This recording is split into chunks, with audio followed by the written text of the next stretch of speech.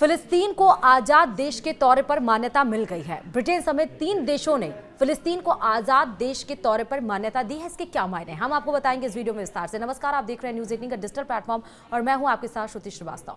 Britain ने फिलिस्तीन को आजाद देश के तौर पर मान्यता दी है। ब्रिटिश प्रधानमंत्री कीर स्टारमर ने इसकी घोषणा की। ब्रिटेन के साथ कनाडा और ऑस्ट्रेलिया ने भी फिलिस्तीन को मान्यता दी। फ्रांस भी जल्द ही ऐसा करने वाला है। भारत, चीन समेत दुनिया के 140 से ज्यादा देश फिलिस्तीन को देश की मान्यता दे चुके हैं। हालांकि अमेरिकी राष्ट्रपति डोनाल्ड ट्रंप इससे इनकार कर चुके हैं। इजरायल के विदेश मंत्रालय ने कहा है कि फिलिस्तीन को देश के रूप में मान्यता देना हमास को इनाम देने जैसा है। हमास को ब्रिटेन में मौजूद मुस्लिम ब्रदरहुड से हिम्मत मिल रही है। हालांकि स्टारमर ने कहा है यह फैसला हमास की जीत नहीं है। उसे भविष्य में फिलिस्तीन सरकार में कोई भूमिका नहीं दी जाएगी।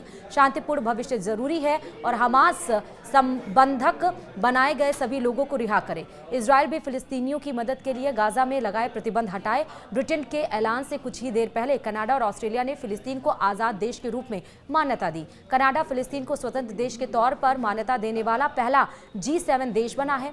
कनाडाई प्रधानमंत्री मार्क कार्नी ने उम्मीद जताई है कि इजरायल और फिलिस्तीन दोनों को शांतिपूर्ण भविष्य मिलेगा। ऑस्ट्रेलियाई पीएम एंथनी अल्बानीज ने कहा है कि फिलिस्तीन को राज्य की मान्यता देना कनाडा और ब्रिटेन के साथ मिलकर किया गया कदम है। यह एक अंतर्राष्ट्रीय प्रयास है ताकि 2 अलग-अलग देशों का समाधान मिल सके।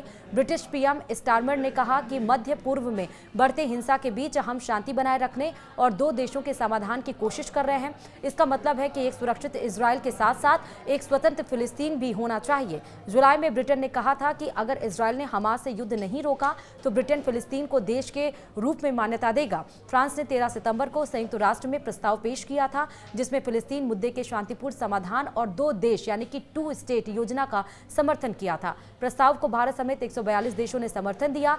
10 देशों ने विरोध में वोट दिया और 12 देश मतदान से दूर रहे। America, Argentina, Hungary, Israel, Micronesia, Nauru, Palau, Papua New Guinea, Paraguay और टोंगा ने प्रस्ताव के खिलाफ मतदान किया। ब्रिटेन ने रविवार को मान्यता दी जबकि फ्रांस और कई दूसरे देश सोमवार को संयुक्त राष्ट्र महासभा की बैठक के दौरान ऐसा करेंगे। इसकी वजह यह है कि सोमवार शाम से यहूदी त्योहार रोश हशाना शुरू हो रहा है। इजरायली इस पवित्र दिन को मनाते हैं और उसी समय फिलिस्तीन को मान्यता देना कुछ लोगों को बुरा लग सकता था। दूसरी वजह यह है कि स्टारमर इस हफ्ते संयुक्त राष्ट्र नहीं जा रहे हैं। इतनी बड़ी घोषणा वह खुद ही करना चाहते थे, इसलिए रविवार को मान्यता देने का ऐलान किया।